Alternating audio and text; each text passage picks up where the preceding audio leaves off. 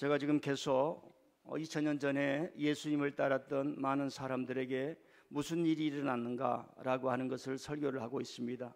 그 중에 오늘은 예수님을 만날 때 무너지는 죄인된 인간이라고 하는 메시지를 가지고 여러분에게 말씀을 드리겠습니다. 제가 어렸을 때 시골에서 교회가 있는데, 시골에 가면은 그 우물에서 물을 푸는 펌프 샘이 있었습니다. 그래서 그 펌프를 풀 때는 마중물이라고 물을 부은 이후에 자꾸 이렇게 틀어야 물이 나와서 시원한 물을 마시기도 했습니다. 저와 여러분은 하나님께 나아갈 때 이런 생각을 가지고 있습니다. 오늘도 은혜 받아야지, 오늘도 하나님의 은혜를 받아야지. 그 갈망이 우리들 속에 있고, 은혜를 받는 것은 마치 숨을 쉬는 것과 같은 우리의 신앙생활이 되고 있습니다. 그래서 은혜를 받는 것을 신학적인 용어로 은혜의 수단이라고 합니다. 하나님께서 우리에게 은혜를 주시는데 수단, 어떤 기제를 사용한다는 겁니다. 그게 가장 중요한 것이 성경입니다.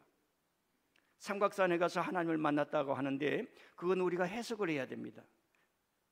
그걸 가지고 우리가 하나님을 만났다고 하면 안 됩니다.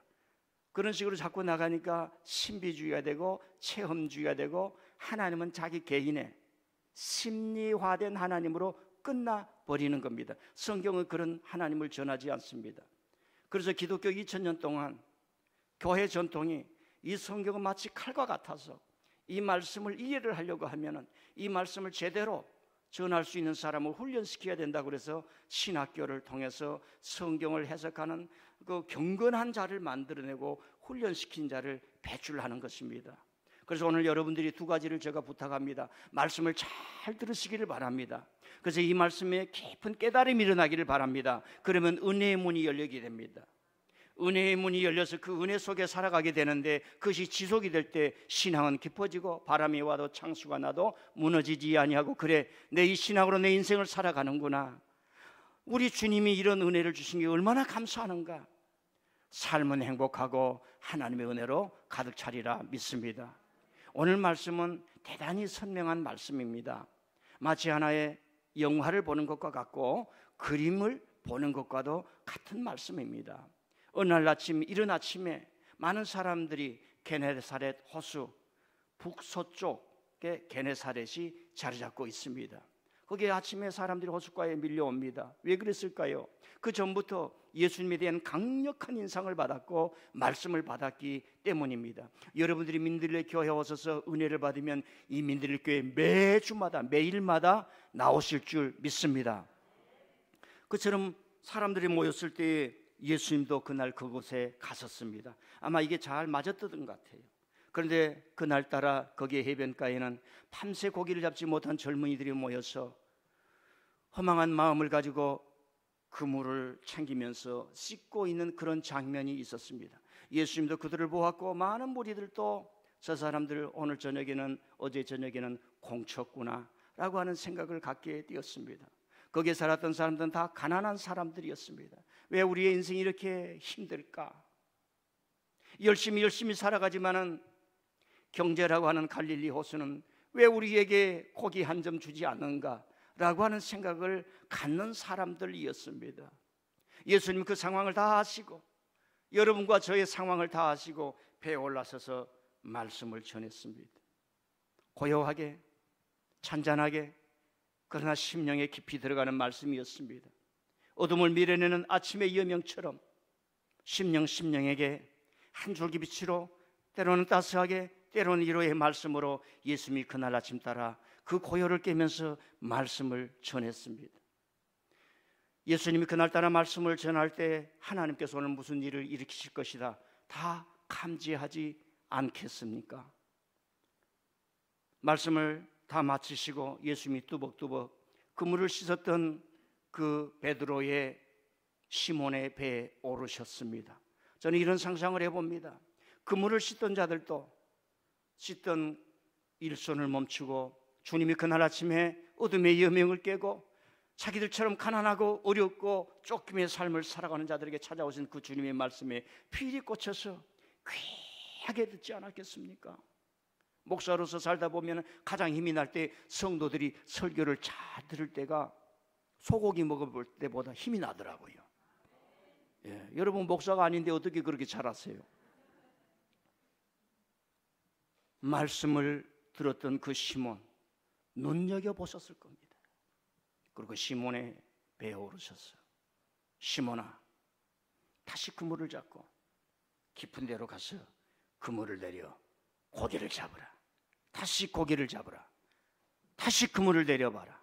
순간 그 많은 사람들이 모였는데 조용해집니다. 그 사람들은 압니다. 갈릴리 호수는 밤에 고기를 잡는 곳입니다. 저 속초에 가서 오징어를, 자비를, 배를 보면 다 밤에 가서 잡습니다. 그리고 낮에 해가 올라올 때에 갈릴리 바다의 얕은 곳에 그물을 내릴 수 있을 만한 그 얕은 곳에 고기가 다 사라지고 깊은 데로 흩어져서 고기를 볼 수 없다는 그 지역적 상황인데, 그날 아침 따라 베드로에게 말씀하는 겁니다. 시몬아, 그물을 들고 깊은 데로 갔어. 그물을 내려라. 이 말씀을 주실 때에 오늘 우리가 성경에 알듯이 베드로가 아마 주님의 말씀, 밤의 예명을 깨치고 들려준 그 말씀에 피리 꽂혔는지 주의 말씀에 의지하여, 주의 말씀에 의지하여, 밤이 맞도록 수고했으나 내가 잡은 것이 없지만은 주님의 말씀에 의지하여 내가 그물을 내리겠습니다. 그리고 우리가 아는 바처럼 많은 고기가 잡혔고, 더 중요한 것은 베드로의 눈에 그 순간 고기가 보이는 것이 아니라 자기 앞에 선 나사렛 예수님이 아니라 주님이, 그리스도가 보이기를 시작한 겁니다. 그때에 그는 바짝 엎드렸다고 그랬어요. 예수님의 무릎 아래에 바짝 엎드려서 주님, 나를 떠나소서, 나는 죄인입니다. 우리는 이 말씀이 무엇인가? 우리가 인생을 살아가면서 우리는 이런 고백을 할 수 있는가? 우리가 일생 살아가면서 더 잘 돼야 돼, 더 많이 벌어야 돼, 더 잘 살아야 돼, 더 건강해야 돼, 자꾸 이런 말씀인데 이 말씀은 무엇인가? 우리의 가슴을 헤비면서 오는 말씀에 직면하게 되는 겁니다. 베드로는 그 순간에 큰 두려움, 이 두려움은 무슨 공포가 아니라 경외의 두려움입니다. 자기 존재가 사라져버리는데 사라지지 않고 그 대면하는 그, 쉽게 말하면 뿅 가버린 거예요. 그때 주님이 오셔서 시몬아, 두려워하지 말라. 내가 이후부터는 사람을 취하는 사람이 될 것이다 라고 하는 말씀이 오는 말씀입니다. 제가 성경에 나와 있는 아주 미묘한 것을 여러분에게 좀 전하겠습니다. 마태나 마가는 예수님이 제자들을 부르신 장면을 가장 먼저 우리에게 소개해 주고 있습니다. 그러나 누가복음은 그렇지를 않습니다. 제자를 부르시기 전에 먼저 기적이 일어납니다. 심지어 베드로의 장모님의 열병도 고쳐준 것이 오늘 5장 전에 4장에 나옵니다. 그리고 5장에 가서 베드로를 부르신 아주 자세한 이야기를 전해주고 있습니다. 누가에게는 사건이 순서적으로 나오는 게 중요하지 않았습니다. 그 내용, 그 핵심, 주님과 제자 사이에 무슨 일이 일어났는가, 이게 중요한 것이었습니다. 여러분, 누가는 어떤 사람입니까? 누가는 일생 동안 바울 사도를 도우며 의사의 역할을 하고 몸이 허한 바울 사도를 도우면서 일생을 보냈습니다. 그리고 그 로마의 압박과 고통 속에서 수많은 교회가 무너진 교회, 수많은 성도들이 무너지면서 동시에 수많은 교회가 일어서고 수많은 성도가 박해를 이기며 마나라타, 마라나타, 주님 어서 오시옵소서, 초대교회의 신앙을 이기고 예수님께로 나아가는 것을 눈으로 보았습니다. 그런데 시대는 어려웠습니다. 시대가 너무 광포했습니다. 네로의 포악이 지나가면서, 제가 말씀드렸죠, 로마의 로기온 25군단 중에 10군단이 예루살렘에 포진하면서 가장 강력한 군대가 포진하면서 64년 때부터 일어난 폭동을 지나가면서 70년이 되면서 이스라엘을 완전히 초토화시켜버립니다. 그러는 가운데 네로 황제가 죽어가고 후임자가 일어서며 그때에 이미 베드로 사도와 바울 사도는 순교하고 세상에 없던 때였습니다. 누가의 입장에서 보면 교회를 이끄는 두 거목이 사라지고 어찌 보면 우주만큼 텅 빈 교회의 그 분위기 속에 이제 홀로 남은 누가는 무엇이 중요한가? 무엇이 중요한가? 그랬을 때에 예수님이 무슨 말씀하셨지? 오리지널 가스펠로 돌아갑니다. 그것이 누가복음이에요. 그리고 성령이 예수님으로 끝나지 아니하고 제자들을 통해서 어떻게 나아갔던가, 그 이야기가 사도행전입니다. 그래서 사도행전에 자기가 일생 동안 섬겼고 일생 동안 돌보셨고 자기를 지도해 주었고, 그 하나님의 역사가 그 사도를 통해서, 선교팀을 통해서 이런 놀라운 것을 이 누가는 고난과 박해 속에 일생 동안 체험하고 살았지 않았습니까? 그래서 기록한 것이 사도행전이에요. 그래서 자기가 섬겼던 그 바울 사도가 어떻게 부름받았는가를 사도행전 9장에서 자세하게 기록을 하는 것입니다.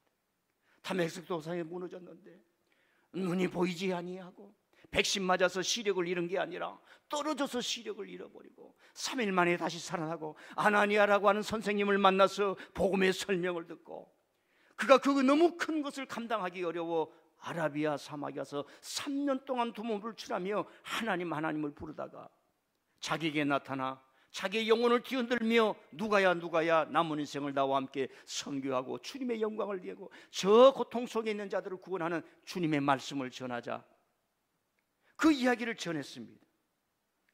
여러분, 누가는 알고 있습니다. 초대교회를 이끌었던 두 거목 베드로와 바울 사도.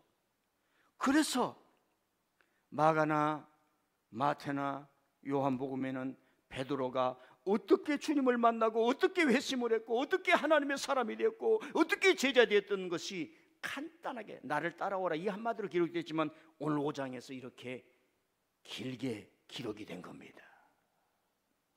누가의 신학적으로. 그래서 베드로 사도와 바울 사도의 그 회심의 이야기가 사도행전 9장과 누가복음 5장에서 이렇게 길게 나타나니 2000년이 지난 우리는 이 두 사도들이 이런 하나님의 은혜로 바로 서게 되었구나. 사랑하는 성도 여러분, 여러분들이 교회를 다니면서 하나님의 은혜를 받았걸랑 이런 두 사도에게 했던 그 역사가 있었을 텐데 이 두 사도들처럼 그 믿음 지키며 승리하실 수 있기를 바랍니다. 오늘 말씀은 고기를 많이 잡아가지고 축복받았다는 그런 말씀이 아닙니다. 여러분, 베드로는 고기를 많이 잡았는데 고기가 보이는 게 아니라 주님이 보이는 겁니다.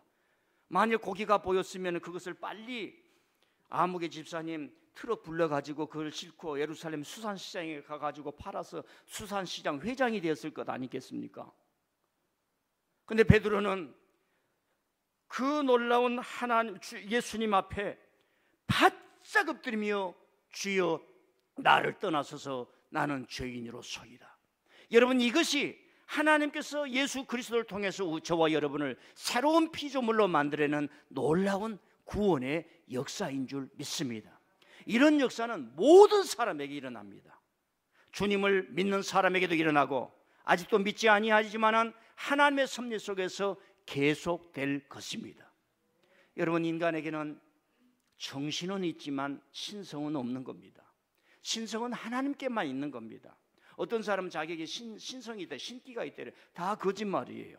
자기를 속이는 겁니다. 정신 이상자입니다. 그래서 좌판 펴면은 그때부터 인생이 비꼬아지기를 시작하는 겁니다. 성경은 우리 인간은 하나님의 신성을 가질 수가 없어요. 인간 자체가 신이 될 수가 없어요. 어떤 사람도 사람 위에 설 수가 없습니다. 피라미드를 보면서 사람 위에 서려고 했던 그런 사람들 지금 뼈다구도 남아있지 않습니다. 현대 근대 교육과 문명은 우리에게 그러죠. 사람 위에 사람 없고 모두가 다 하나님 앞에 귀하고 대통령도 사람을 뒷조사 할 수 없고 검찰도 사람을 뒷조사 할 수 없고, 이게 근대에 와서 저와 여러분이 이룬 인간의 하나님의 은혜에 의한 문명이라고 하는 것입니다. 그래서 우리는 남도 해칠 수가 없지만 자기가 남에게 굴종해서도 안 되는 것입니다. 자, 예수님 무릎 앞에 엎드렸다는 것은 무엇입니까? 예수 그리스도 하나님의 아들 구원자, 내 생명의 구원자, 내 생명의 창조자를 지금 경험을 하고 있는 것입니다. 우리가 일생을 살아가지만은 이 경험이 없다면 그 신앙은 얕겠지만은 내가 주님을 만납니다. 내 창조자를 만납니다. 이건 언어로 표현이 불가능합니다. 경험하는 거예요.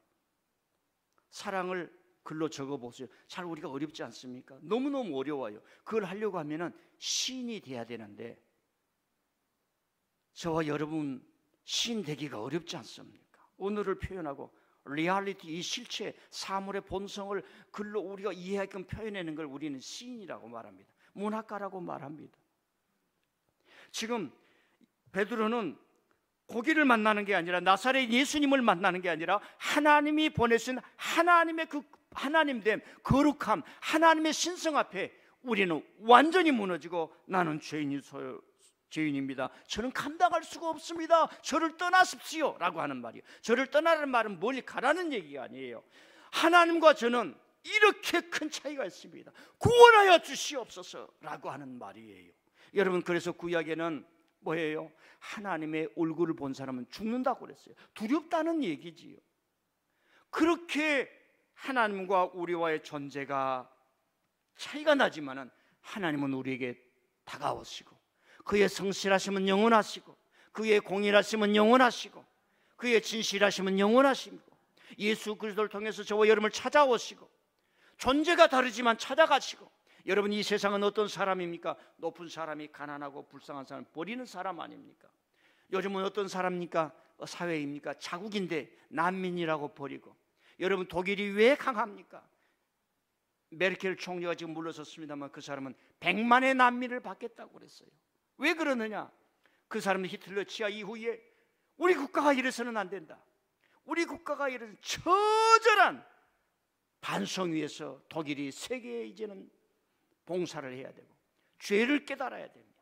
그래야 된다. 여러분, 메르켈이라고 하는 사람은 많은 사람이 그 사람의 무슨 지도력이라고 이것을 소비하고 있는데, 여러분, 그 사람은 동독 사람입니다. 아버지가 목사님이세요. 여러분, 동독, 우리로 말하면 북한에서 온 사람이에요. 그런데 독일은 공산주의 속에서 살았던 그 한 여성을 총리로 세우는 것 아닙니까? 근데 그 사람이 제대로 한 거예요. 제대로 한 거예요. 이 리더들은 제대로 해야 됩니다. 제대로 하지 못하는 리더들은 국민이 쫓아내야 돼요.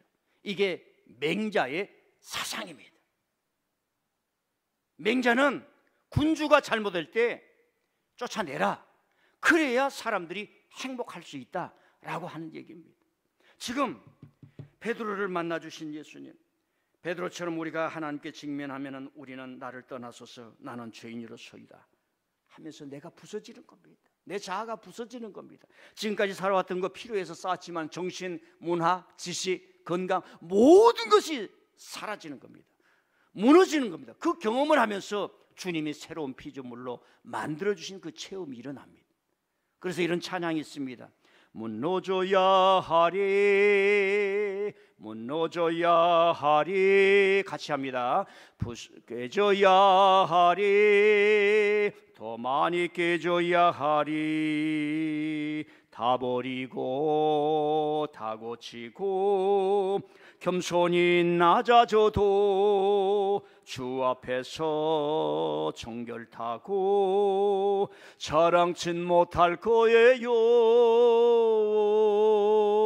부서져야 하리, 무너져야 하리, 깨져야 하리, 더 많이 깨져야 하리. 우주가 강화라는 것은 다 비어있기 때문이라고 하는 겁니다.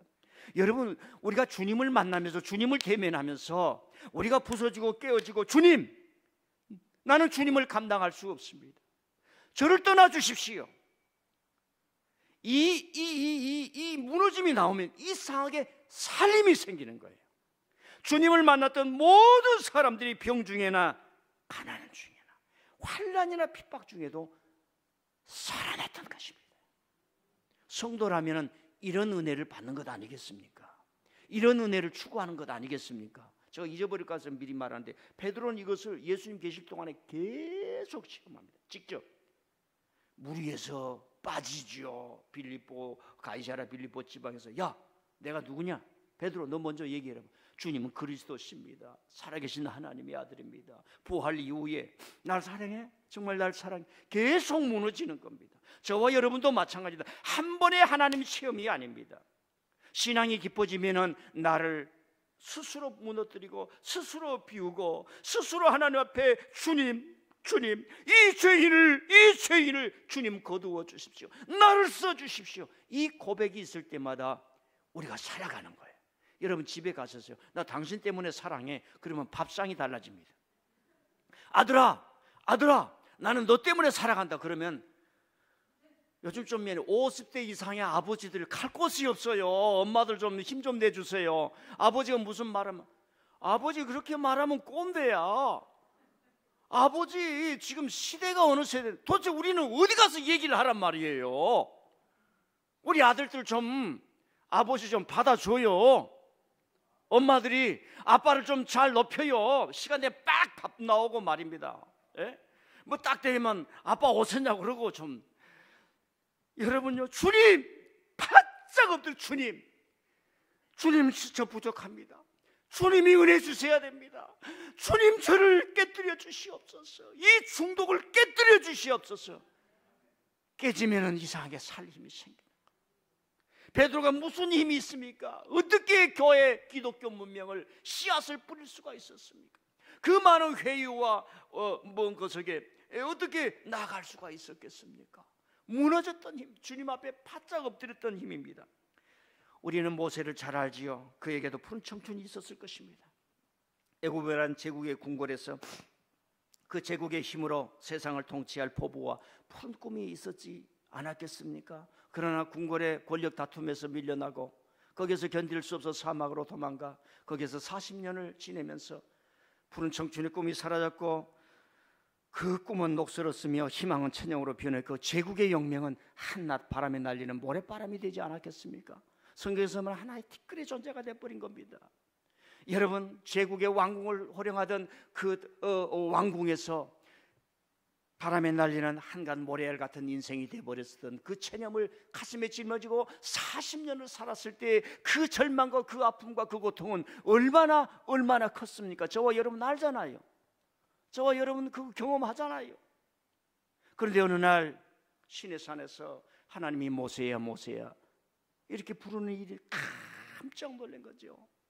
지난 40년 동안 나의 이름을 불러준 사람 한 사람도 없었는데, 교회라고 하는 것이 무엇입니까? 집사님 잘 있지? 우리 기도하자. 새벽 기도 나와. 목사님이 전화하는데 왜 안 나옵니까? 열심히 합니다. 감사합니다. 교회 이런 일을 해주셔서 감사합니다. 이렇게 위로하고 격려하고 임마누엘 같이 옆에 있어주는 것이 교회입니다. 이걸 우리는 공동체라고 그래요. 40년 동안 모세야 자기의 존재 이름을 부른 적이 한 번도 없었는데 그 낮에 빛을 깨고 들려오시는 주님의 음성, 하나님의 음성, 모세 무너져버린 거지. 완전히 무너져버린 거지. 나는 아브라함의 하나님, 이삭의 하나님, 야곱의 하나님. 너 아브라함 알지? 이삭 알지? 야곱 알지? 그분들이 어떻게 살았는지 알지? 그분들이 순례를 하면서 어떻게 믿음의 백그라운드를 만들고 믿음의 하우스를 만들었는지 너 알지? 나는 그 하나님이래. 나는 스스로 존재하는 일. 여러분, 거기서 모세가 완전히 무너지면서 티끌 같은 존재, 체념의 존재가 다 날아가 버렸을 때 하나님이 그의 삶을 채우는 겁니다. 그 힘이 바로와 싸우는 힘이에요. 여러분, 모세는 칼을 안 가졌지 않습니까? 흉기를 안 가졌잖아요. 군대가 없었지 않습니까? 바로와 싸우는 겁니다. 여러분, 저와 여러분이 이 세상을 이길 힘이 뭐예요? 주님의 은혜를 받는 그 힘이 지혜가 되어서 사람들하고 싸우지 않고 다투지 않아도 이겨가는 줄 믿습니다. 부부싸움 해야 돼요? 안 해야 되지? 자존심 가지고 말이야. 당신 이렇게 했지 막 그렇게 싸워야 돼요? 안 싸워야 돼요? 이런 찬양이 있어요. 내가 주를 처음 만났을 때, 같이 불러요. 죄악으로 몹쓸 병든 몸 조용히 내 손 잡아 이끄시며 병든 자여 일어나거라. 눈물 흘리며 참회하였었네. 나의 믿음이 뜨거웠었네. 그러나 죄악이 나를 삼키고 내 영혼 갈 길을 잃었네. 제가 하나 얘기할 테니까 이걸 잘 들으시길 바랍니다. 난 1944년 7월 소집 명령을 받았다. 나의 부친도 징병되었다. 입대하기 난 지 20일이 지나 히틀러 암살 기도가 있어 야간 경계가 발동됐다. 나는 포로가 되어 수용소로 보내졌다. 거기서 영국 군들이 포로들 몸에 붙은 흉측한 이를 제거하기 위해 DDT를 뿌려 주었다. 우리는 전쟁 지옥에서 벗어났지만 철조망 속에 갇혔고 희망을 잃었다. 대부분이 냉소적으로 변했고 병을 앓았고 허무에 빠졌다. 나의 정신의 양식은 괴테의 시였다. 보초를 설 때 종종 그의 시를 읊었다. 시는 나의 감성을 일깨웠다. 허나 200명의 다른 포로들과 함께 캄캄한 수용소에 갇힌 그곳에서 괴테의 시는 아무 말도 하지 않았다. 수학과 물리학을 공부하려던 꿈은 산산조각이 났다. 벨기에의 수용소는 끔찍했다. 툭하면 나치 당원들이 테러를 가했다. 나는 체념했다. 부스럼이 온몸에 퍼져갔고 흉터로 변했다. 1945년 4월 30일 히틀러는 결혼한 지 40시간 만에 자살했고 5월 8일 패전하며 총전으로 나치 악몽이 끝났다.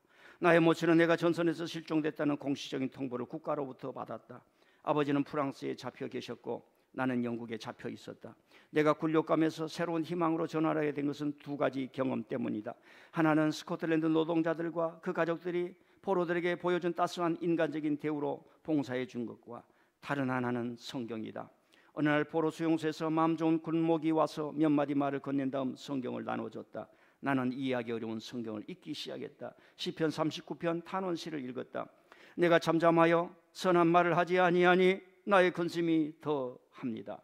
내 마음에 내 속에서 뜨거워서 작은 소리로 읊조릴 때에 불이 붙으니 나의 혀로 말하기를 여호와여 나의 종말과 연한이 언제까지인지 알려주사 나의 연약함을 알게 하옵소서. 이 말씀은 내 영혼을 뒤흔들었고 내 영혼을 하나님에게로 인도했다. 내게 갑작스러운 깨달음이 일어났던 것은 아니다. 하지만 나는 저녁마다 이 말씀으로 돌아갔다. 마가복음의 순한 이야기를 읽었다. 나의 하나님 어찌하여 나를 버리셨나이까. 부르짖는 예수님의 죽음의 외침을 들었을 때 하나님은 너가 버림받은 것처럼 예수님도 똑같이 버림받았다는 영감을 주셨다. 나는 버림받은 예수님을 이해하기 시작했고 버림받고 고난 속에 있는 이들이 모두 하나님의 형제요 친구라는 것을 알게 되었다. 나는 다시금은 삶의 용기를 되찾았다. 1945년 스코틀랜드 수용소에서 영혼의 수령에 빠져있던 나를 예수님은 찾아주셨다. 내가 길을 잃고 헤맸을 때 그분은 내게 왔다. 이후로 나는 포로 생활이 얼마나 더 지속될까 전혀 염려하지 않았다. 1948년 전쟁이 끝난 지 3년 후에야 징집되는 5년 후에야 집으로 돌아왔다. 처음에는 지독한 운명처럼 보였던 내 인생이 나중에 분에 넘치는 풍성한 복이 되었다. 포로 생활을 끝내고 돌아왔을 때 나의 영혼은 치유되었다. 전쟁 포로로 있을 때 영국 YMCA와 영국 기독학생 단체에 감사한다. 거기서 나를 초대해 설교하게 했다. 나는 시편 찬양의 시로 설교를 맺었다. 주께서 나의 슬픔이 변하여 내게 춤이 되게 하시며 나의 베옷을 벗기고 기쁨으로 띠띠우셨습니다. 이는 잠잠하지 아니하고 내 영광으로 주를 찬송하게 하면 내가 주께 영원히 감사하리이다. 제가 이 사람은 몰트만이라고 하는 현대 신학자입니다. 이분은 전쟁 포로가 끝나고 물리학과 수학의 공부를 포기하고 목사가 되기로 작정을 하고 신학을 하게 됩니다. 이 사람은 현대의 신학교를 다닌 사람에게 얼마나 중요한 사람이냐면 이분은 서구에서 우리 대한민국에 가장 많이 방문하고 신학자들과 교류를 나눈 신학자입니다. 윌리겐 몰트만.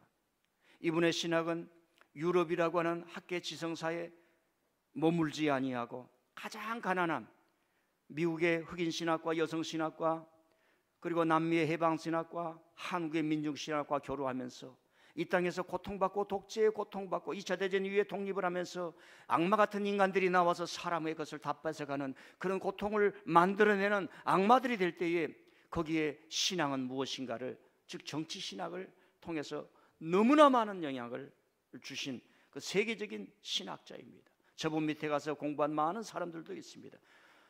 어떤 사람들은 저 사람은 너무 자유주의 신학이라고 이렇게 하면서 배척을 하는데 전혀 그렇지를 않습니다. 우리의 신앙이 세계로 나아가야 됩니다. 근데 저분은 밤이 깊은 전쟁 포로 속에서 어떤 사람이 전해준, 군목이 전해주는 그 성경을 통해서 나의 하나님 어찌하여 나를 버리셨나이까. 그런 것 가운데서 하나님을 만나고 일생 하나님께로 나간 사람이 되었습니다. 또 한 사람을 제가 소개를 하겠습니다. 17살 때에 소녀가 되었는데 한 영국의 소녀가 너무 하나님이 그리운 겁니다. 그리고 그 마음속에 하나님의 음성을 듣고 싶고 하나님의 말씀을 듣고 싶고 하나님의 은혜를 받고 싶어서 자기의 삶을 포기하고 수녀원으로 들어갑니다. 7년을 거기에서 두문불출하면서 하나님의 말씀 듣기를 사모하였는데 그의 자서전에 의하면 하나님은 한 번도 자기에게 말씀을 주지 않았다고 합니다. 그래서 수녀원을 떠나서 대학 교수가 됩니다. 그런데 저분은 지금도 홀로 사시면서 하나님이 우리에게 하신 말씀이 무엇인가를 공부하는 종교학자가 되어가지고 전 세계의 하나님과 여성에 대해서 그를 생각하고 2008년에 그의 공로를 인정해서 화해와 평화를 위해 활동하여 공로를 통해서 프랭클린 루즈벨트 자유메달과 테드상을 받는 카렌 암스트롱이라고 하는 여성의 이야기입니다. 저는 이런 것들을 통해서 제가 베드로처럼 주님을 만났던 이야기를 여러분에게 전해주고 있습니다. 여러분, 주님을 만난 이야기가 갈릴리 디베랴 호숫가에서 있던 하나의 어떤 순간으로 끝나는 것이 아니라 그들이 하나님을 만났을 때 자기를 하나님께 드리면서 하나님 저를 써주십시오. 내 삶을 주님으로 써주십시오. 이제 주님의 것입니다. 저는 주님의 것입니다. 저는 주님의 것입니다. 이 역사가 일어났다는 겁니다. 이게 일어나지 않으면 종교는 신비주의에 빠지게 되고 이 윤리성 하나님의 부르심으로 방향이 나가지 않으면 주님, 저는 주님의 것입니다. 나의 말도 언어도 시간도 모든 것이 주님의 것입니다. 내가 가지고 있는 이 직장, 은사 모든 것이 재물이, 돈이 하나님의 것입니다. 성경을 통해서 하나님의 뜻대로 쓰겠습니다. 내 재물과 보화와 은사와 모든 것을 하나님 나라에 저축하겠습니다. 이게 일어났다는 거예요. 설교를 요약하겠습니다. 두 가지입니다. 여러분, 예수님이 자신의 진면목을 제자들에게 저와 여러분이 많이 보여줄 때 예수님은 얼마나 고통스러웠겠습니까? 이런 이야기는 한 번도 못 들어보셨지요. 여러분 자신을 남들에게 진정으로 보여주려고 할 때 얼마나 여러분들이 에너지를 모으고 긴장을 하고 포커스를 맞춰야 했습니까? 여러분 자식을 20년, 30년 키워도 엄마 그래, 아빠 그래, 맞아, 엄마 아빠가 내게 최고야, 이런 소리 듣기 어렵잖아요.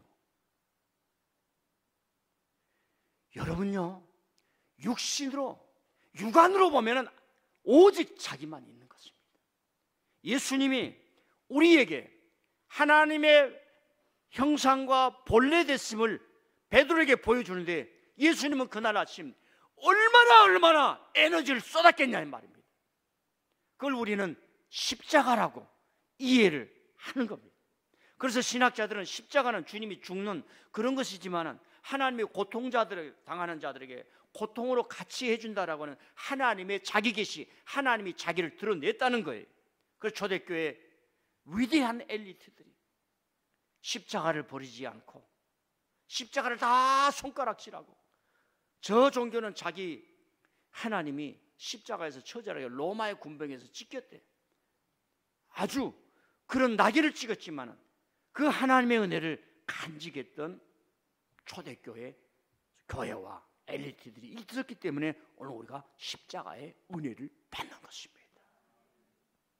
나는 그래요. 이 장면을 베드로가 중요한 게 아니에요. 예수님이 얼마나 좀 미안해요. 제가 좀 과장을 하면 저도 여러분이 이 설교를 하면서 여기에서 하나님의 흔적, 하나님의 냄새, 하나님의 손길을 뭐라 좀 느끼라고 여러분들이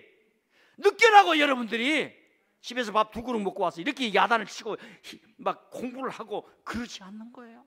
나는 예수님을 저와 여러분이 받은 그 하나님의 구원의 은혜 속에는 하나님의 그 사랑의 은혜, 당신을 주고야 저와 여러분을 하나님의 자녀라고 하는 이 십자가의 은혜가 있는 것을 잊지 마시기를 바랍니다. 모세야 아브라함아 이거 콜링이 아니에요. 이건 구원이에요. 그 부름 속에 구원이 있는 겁니다. 여러분, 우리가 구원받은 응답, 리스판스로 주님은 나의 그리스도이십니다, 주님은 나의 하나님이 있습니다. 이걸 리스판스로 하는 거지. 그래서 이런 신학을 모르면 구원파처럼 언제 구원받았어요? 여러분들 구원은 하나님에 속하는 것이고, 모세야 모세야 동체야 동체야 아무개야 아무개야 그 부른 것 속에 이미 구원이 시작이 되고 구원이 이루어진 줄 믿습니다. 주님은 그리스도시요, 내가 회심의 체험은 그 후에 리스판스예요. 두 번째로는 여러분, 우리가 살다 보면 무릎 꿇을 때는 우리가 삽니다. 힘이 납니다. 은혜가 충만합니다. 성령이 충만합니다. 그런데요, 우리가 무릎 꿇지 않고요 바짝 서 있으면요 힘도 없고요 영역도 없고요 세상적이 되고 이기적이 되고 온전히 자기 중심이 되고 걱정, 근심, 분노, 원망이 가득 차요. 여러분, 저는 항상 그랬죠. 교회 3년 나오면 다 끝내야 돼요. 민들레 교회 가서 3년 돼가지고도 내가 하나님의 쓰임받지 못한 사람 빨리 다른 교회로 가는 것도 좋을 것 같아요. 다른 교회로 가라 그런 얘기 안 했습니다. 여러분, 정신을 차려야 돼요. 하나님의 은혜는 바람과 같은 게 아니에요. 정확한 계획과 섭리와 은혜 속에 여러분이 다가가고 있는데 내가 지금 안 듣는 거예요. 못 듣는 거예요. 귀를 막는 거예요. 음악을 하나 들을 때도 좋은 악기를 통해서 들어보려고 했을 때 모차르트의 그 숨소리가 들리는 것처럼 하나님께 대면하면서 고요한 이날 아침 하나님의 말씀이 꽂혀질 때 하나님의 말씀이 들리면서 주를 나를 써주시옵소서.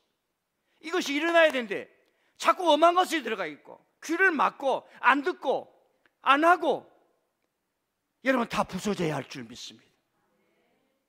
그러면 살아요. 왜 내가 이렇게 힘들게 살지? 안 부서졌으니까. 주님이 새롭게 하는 힘이 없었으니까. 모세가 칼을 찼습니까? 전술 병법의 책을 가지고 그걸 연구해서 바로를 대적했습니까? 하나님을 만나는 힘, 자기가 깨어지고 자기가 부서지고 하나님이 주신 힘. 여러분요, 지금 월급 많이 받는 사람 보고 걱정하지 말아요. 신자유주의 속에서요 그거 다 쫓아내기 위한 전략이에요. 30대 후반까지 빨리 올려가서 빨리 보내고 다 그런 게 기업들의 전략입니다. 하나님 앞에 나와서 주님, 내가 주님 다시 만나기를 원합니다. 오늘 이 말씀 통해서 주님 앞에 바짝 엎드려 새벽 기도에 바짝 엎드려서 하나님의 말씀은 많았는데 나는 한 번도 그걸 따라본 적이 없습니다. 하나님은 내게 많은 말씀을 주셨는데 나는 그것을 가슴에 담지 못하고 그걸 실행하고 전진하기 위해서 한 번도 노력해 본 적이 없습니다. 주님, 말씀을 소비하는 자가 되지 않게 하시고 말씀에 무너지고 다시 일어서는 베드로 같은 사람이 되게 하여 주시옵소서. 그러면 살 줄 믿습니다.